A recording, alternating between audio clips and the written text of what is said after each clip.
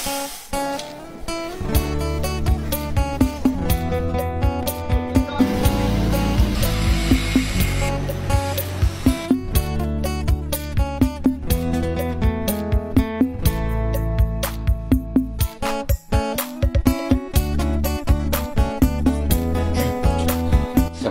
Syawal ini dipenuhi dengan kebahagiaan, keberkatan dan kegembiraan untuk anda dan keluarga.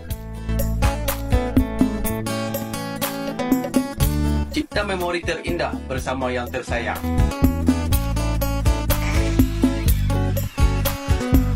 Semoga anda diberi kebahagiaan tanpa sempadan di hari raya yang mulia ini.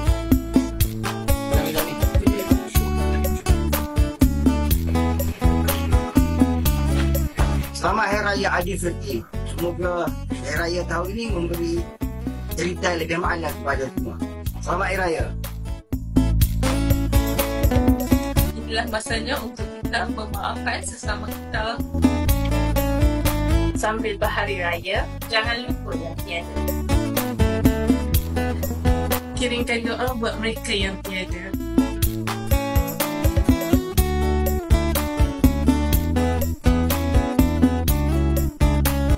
Tanpa sebulan kita menyambut Ramadan, ini tiba masa kita meraihkan kemenangan.